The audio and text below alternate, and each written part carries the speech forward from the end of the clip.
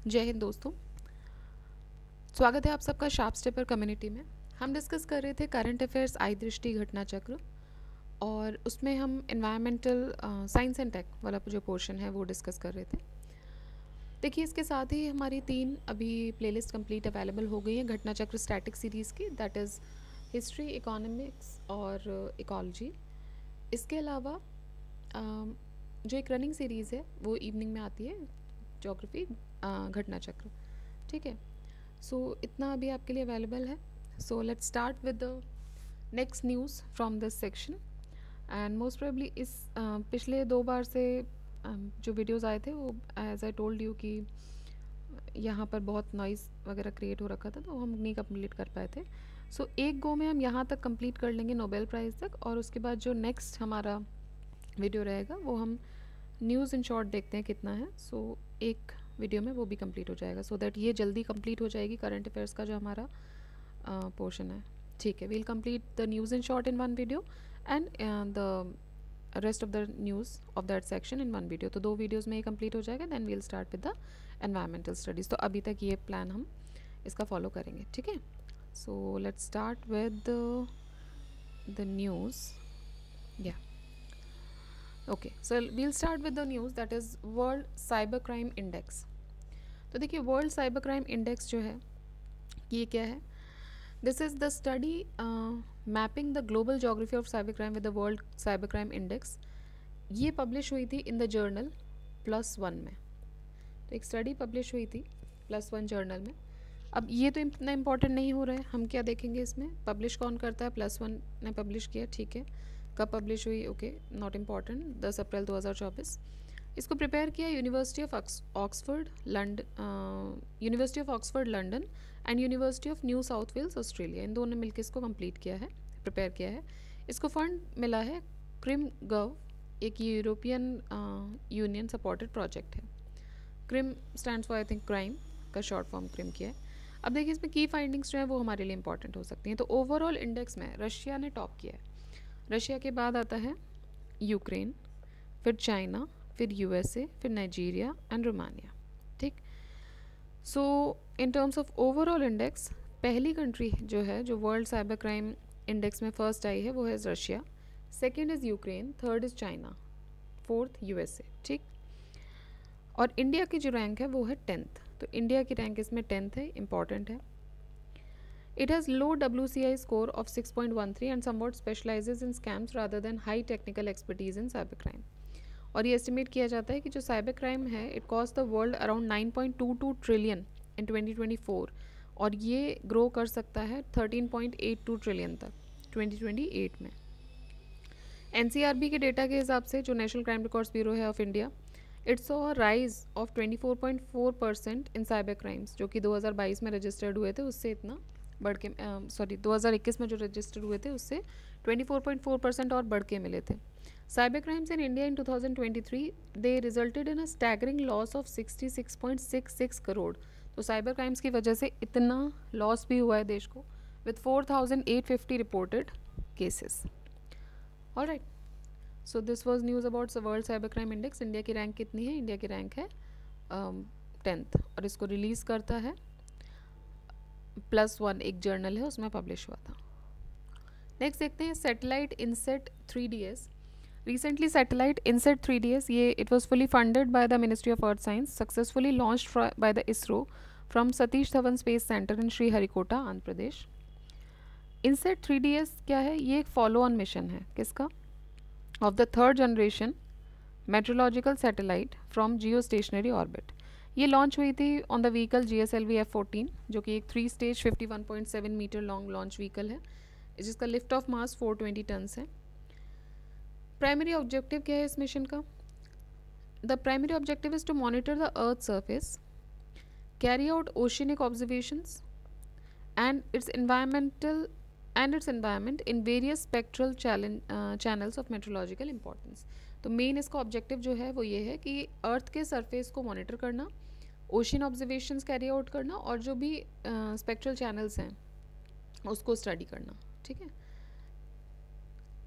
To provide the vertical profile of various meteorological parameters of the atmosphere.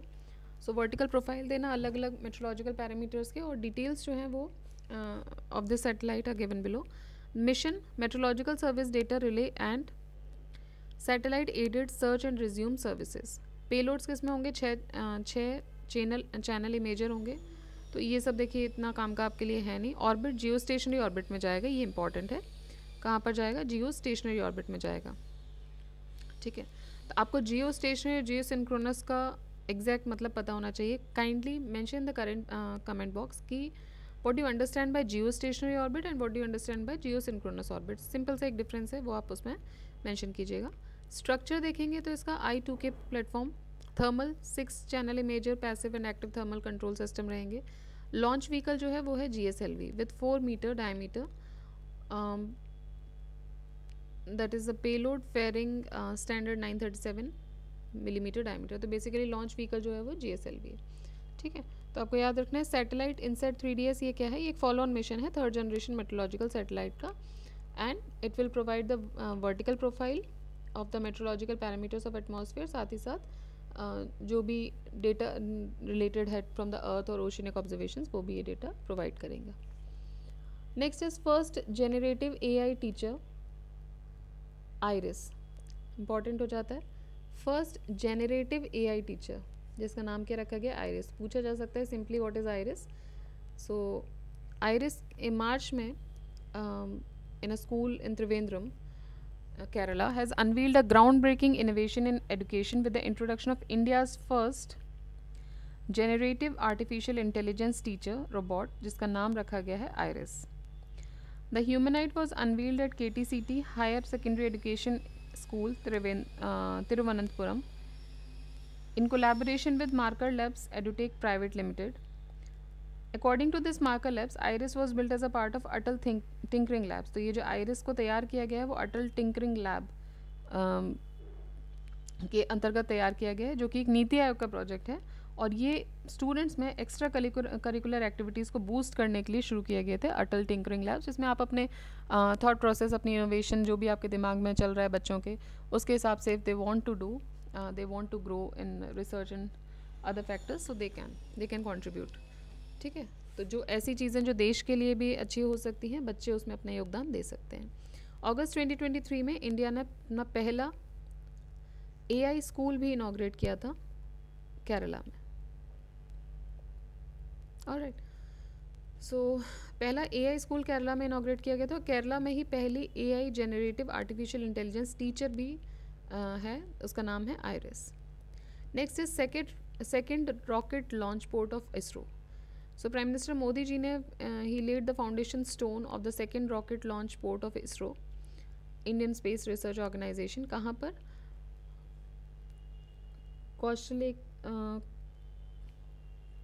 Kulasekarapattinam. Okay, Kulasekarapattinam फरवरी में इसको release किया, वो basically इसका फाउंडेशन स्टोन रखा गया. And this launch port is located in coastal Tamil Nadu's Thoothukudi district. ठीक है, तो ये तमिलनाडु में दूसरा किया गया है. फैसिलिटी कॉस्ट जो है वो 986 करोड़ है.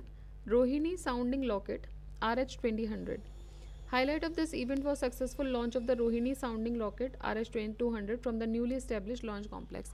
तो इस नए एस्टेब्लिश लॉन्च कॉम्प्लेक्स से जो पहला रॉकेट लॉन्च किया गया, जो सक्सेसफुली टेस्ट किया गया, वो है Rohini RH-200. Vikram Sarabhai space centre Thiruvananthapuram, इन्होंने रॉकेट प्रोवाइड किया था. And the meteorological payload while STSC spearheaded the realization and installation of launch facilities including the radars, launchers and electronic systems.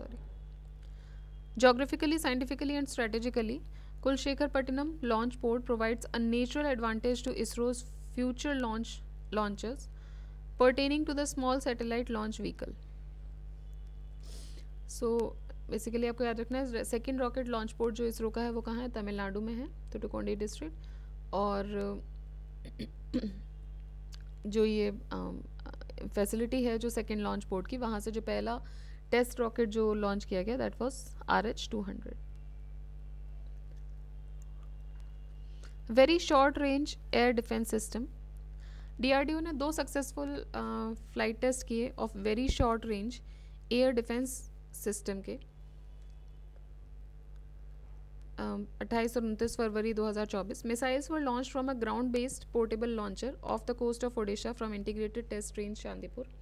ये जो टेस्ट थे they were carried out against the high speed unmanned aerial vehicle aerial targets under different interception scenarios. About very short range air defense system, तो ये एक man portable air defense system है which was designed and developed indigenously in research center Imarat in collaboration with DRDO laboratories and Indian industry partners.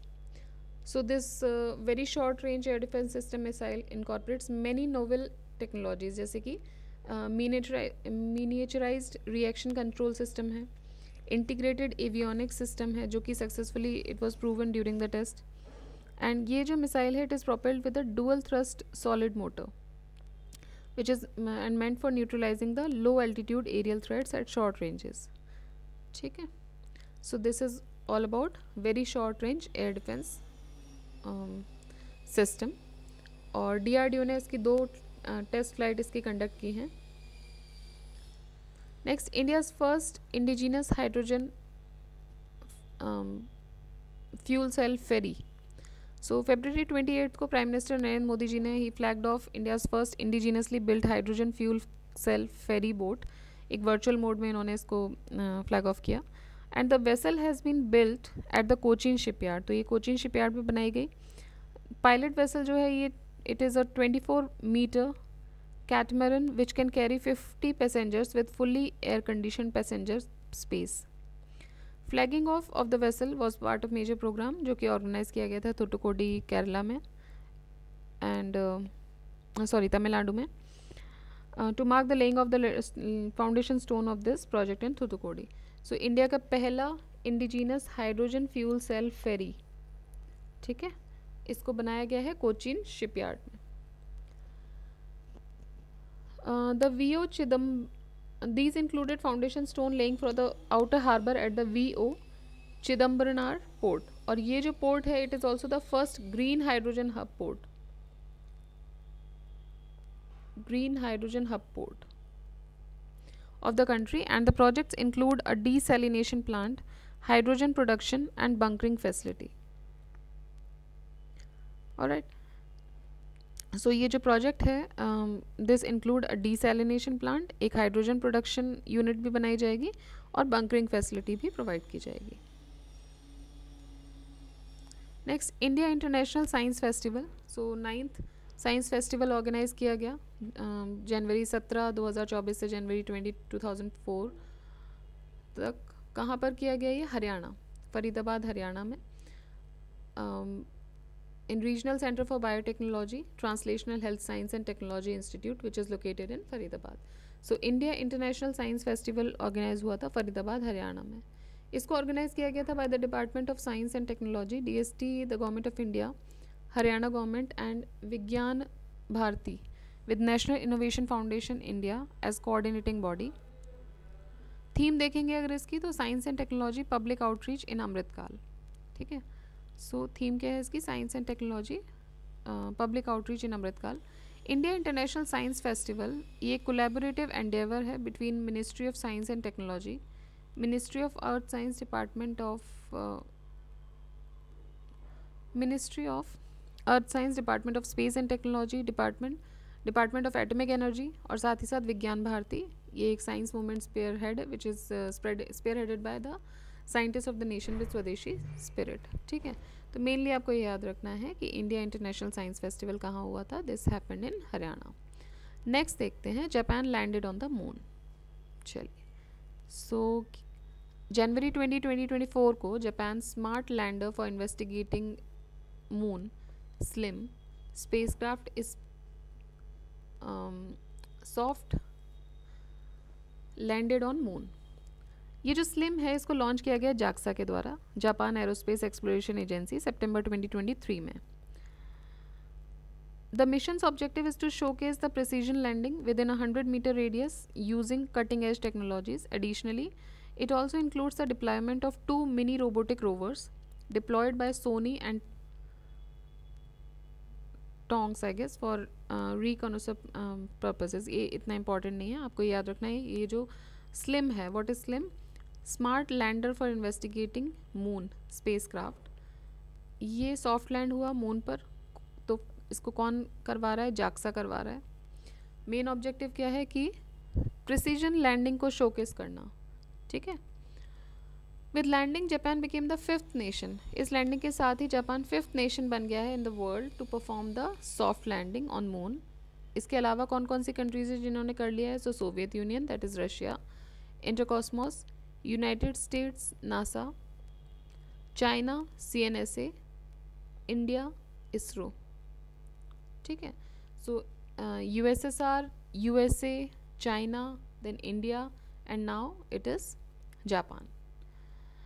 Next देखते हैं PSLV C58 XPoSat mission. सो ये PSLV C58 ने XPoSat mission को launch किया। XPoSat stands for X-ray polarimeter satellite into the eastward, तो ये east की तरफ लॉन्च किया गया, eastward earth orbit. XPoSat is only world second mission dedicated to X-ray polarization in medium X-ray based NASA's imaging X-ray polarimetry. Explore IXP जो कि 2021 में launch हुआ था, वो पहला ऐसा मिशन था किसी भी स्पेस एजेंसी के द्वारा। So this is the second one, ठीक है। PSLV C58 XPoSat mission second mission है ये। इससे पहले नासा ने लॉन्च किया था।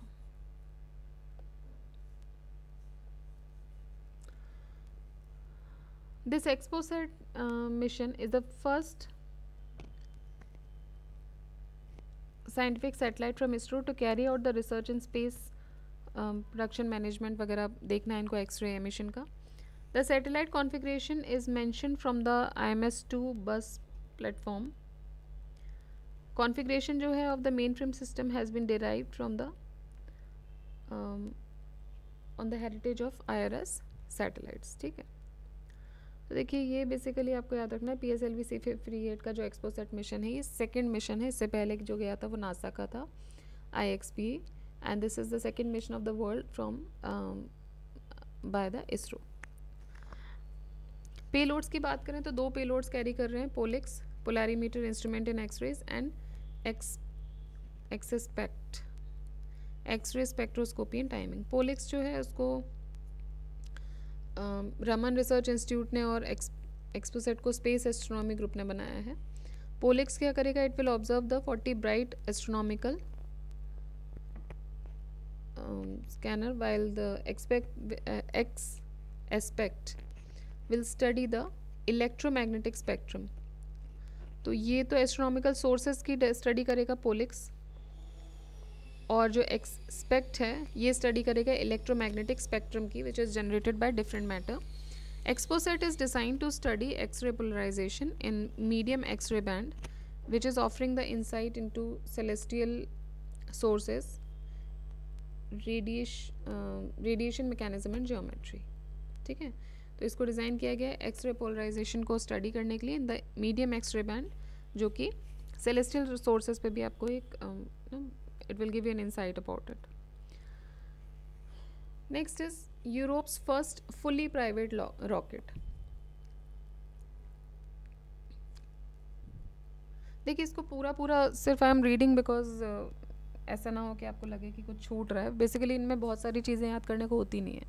इनसे जो क्वेश्चन बनते हैं वो डायरेक्टली बनते हैं, उनको आप बोल सकते हो कि एक तरीके का या तो कोई बहुत ही इम्पॉर्टेंट ऐसी उपलब्धि हो, जैसे कि मून मिशन पहली बार गया था, उसके लिए मल्टीपल स्टेटमेंट्स बन सकते हैं। बाकी इनके लिए सिंपली या तो मैच आते हैं या सिंगल क्वेश्चंस आते हैं कि भाई ये किस लिए है, लाइक लेट्स से ABCD कोई चीज़ है, it is meant for what, it is prepared by home, और ये कहाँ पर जा रहा है। तो ये चीज़ें इस तरीके की मैच द फॉलोइंग्स इसमें ज़्यादा आते हैं, या वन लाइनर्स इसमें ज़्यादा आते हैं, जो कि just to test the knowledge कि भाई आपको ये अवेयर हो कि नहीं। अब इसमें जो साइंटिफिक चीज़ें यूज़ हो रही हैं वो हमारे लिए उतने काम की नहीं होती अनटिल एंड अनलेस उसमें कोई इंडिजीनियस एफर्ट्स हों या कुछ और हो, क्योंकि उस पर काम करना इज़ लाइक उसका जो बैकग्राउंड होता है वो सबका अलग होता है। मान लीजिए कोई साइंस बैकग्राउंड से नहीं है तो that would become very difficult for him और हर टू अंडरस्टैंड, या बहुत टाइम लग जाएगा, तो इसलिए उतनी टेक्निकलिटीज़ में नहीं जाना चाहिए. बट ऑल्दो यहाँ पे दिया हुआ है, so I am heading it on that way. But I don't think कि इतना डीप जाके आपको उसमें कुछ करना है. ठीक है. Next is Europe's first fully private rocket. इसको लॉन्च किया. सो एक स्पेनिश कंपनी है PLD स्पेस, उसने इसको लॉन्च किया. It's recoverable Europe's first fully private rocket Miura 1. तो इसका नाम क्या है? इसका नाम है म्यूरा 1. ठीक है.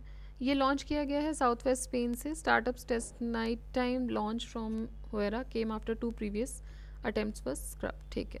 म्यूरा 1 के बारे में देख लेते हैं. म्यूरा 1 रॉकेट जो है, it named after a breed of fighting bull. तो ये जो म्यूरा है, ये क्या है? ये बेसिकली नाम है एक फाइटिंग बुल की ब्रीड का.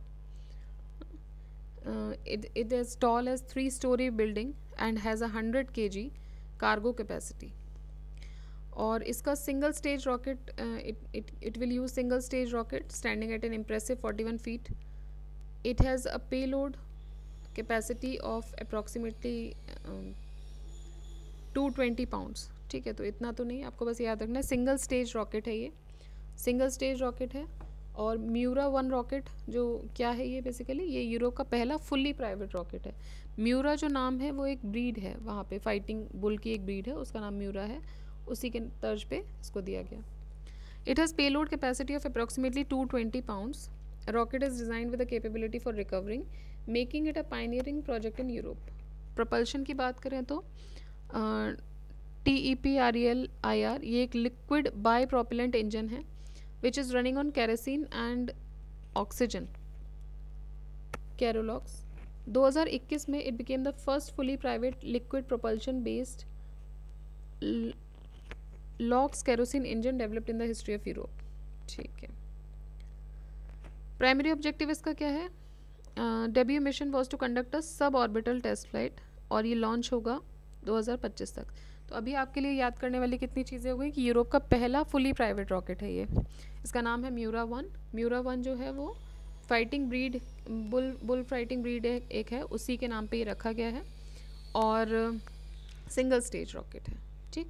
Now first light with record breaking data transmission. So recently NASA Psyche spacecraft, इन्होंने they currently over 16 million kilometres away in space, successfully fired a laser signal at Earth. तो उन्होंने एक laser signal अर्थ पे फेंका नवंबर 2023 में. NASA's deep space optical communications experiment achieved first light by transmitting the data via laser over nearly 10 million miles, 16 million kilometer. So there is about 40 times faster than the distance between the earth and the moon. ठीक है. तो 14 गुना ज़्यादा fast है. And this is a record breaking distance, जो कि एक नए record setup करेगा for optical communications. DSOC experiment transmitted a near infrared encoded with test data to the Hale telescope at Calchers Palomar Observatory in San Diego. ठीक है. ये जो laser है ये ट्रांसमिट किया गया and received by a flight laser receiver NASA का. DSOC ये नासा के ही साइक मिशन का पार्ट है. एंड इसका क्या गोल है? To send high bandwidth test data to earth while Psyche travels to asteroid belt between Mars and Jupiter. तो जब साइक जो है ट्रैवल करेगा ये मार्स जुपिटर वाले बेल्ट में, तो DSOC का काम क्या रहता है? To send the high bandwidth test data. ठीक है. तो बेसिकली क्या है ये जो न्यूज़ है वो ये बोल रही है कि पहला the first light with record breaking data transmission, मतलब पहली लाइट फेंकी गई लेज़र लाइट, और ये जो नासा का deep space orbital communication mission है उसके अंतर्गत ही अचीव किया गया. Alright. Next is NASA Psyche mission. So the Psyche mission aims to explore the asteroid Psyche located between Mars and Jupiter.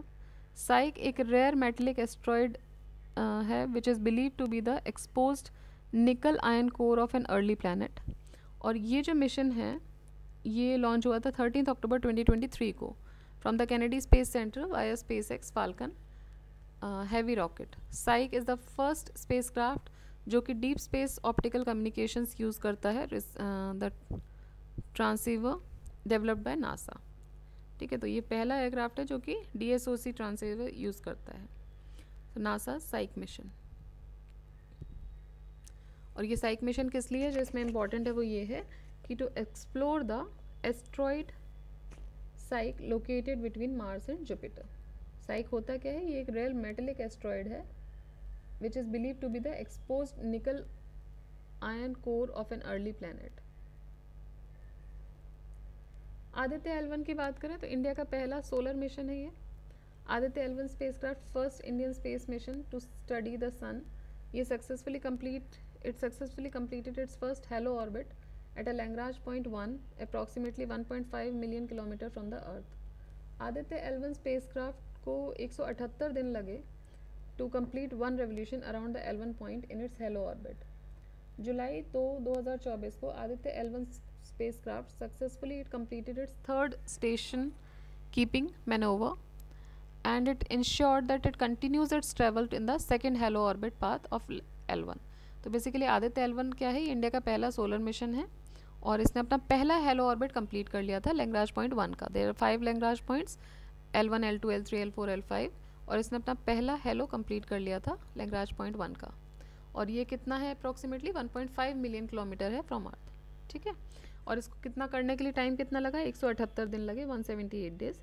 फिर जुलाई 24 को आदित्य L1 ने सक्सेसफुली अपना थर्ड स्टेशन कीपिंग मैनोवर भी कंप्लीट किया। हेलो ऑर्बिट को मेंटेन करने के लिए आदित्य L1 जो है उसको 2 स्टेशन मैनोवर्स कंप्लीट करने पड़े,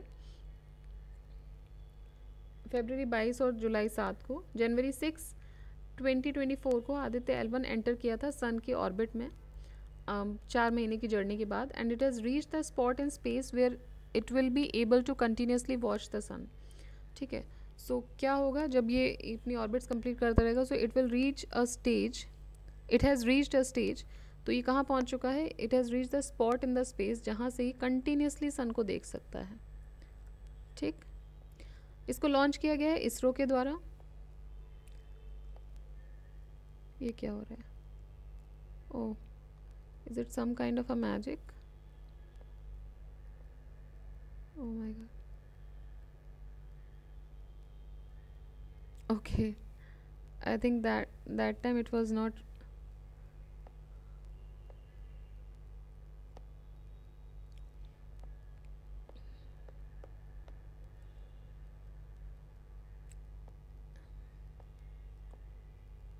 it's not working I guess. चलिए खैर फिलहाल अभी हम ये कंप्लीट करते हैं। सो ये लॉन्च हुआ इसरो के द्वारा ऑन सितंबर 23, 2023 और इसकी लॉन्च साइट थी सतीश धवन स्पेस सेंटर श्रीहरिकोटा, आंध्र प्रदेश। ठीक है, आदित्य को संस्कृत मतलब जो सूर्य है उसको संस्कृत में आदित्य बोला जाता है। L1 here refers to Lagrange point 1 of Sun Earth system। Satellite को प्लेस किया जाता है in the halo orbit around the L1 point. इसके कुछ मेजर एडवांटेजेस हैं of continuously viewing the sun without any occultation और एक्लिप्सेस। मतलब यहाँ से क्या होगा कि इस स्टेज पर पहुँच के वो कंटिन्यूसली सन को देख सकता है, कंटिन्यूसली उसकी स्टडी हो सकती है। अब इसके बीच में कोई भी ऑक्यूलेशन एक्लिप्सेस नहीं आएंगे। प्रीवियसली जो स्पेस एजेंसीज थी यूरोप, US, चाइना, जापान, उन्होंने भी ऐसे मिशन लॉन्च किए थे। Major science objectives Aditya L1 mission के क्या हैं, study of earth upper atmospheric chromosphere. तो अर्थ की जो अपर एटमॉस्फेरिक लेयर है, क्रोमोस्फियर है, उसको स्टडी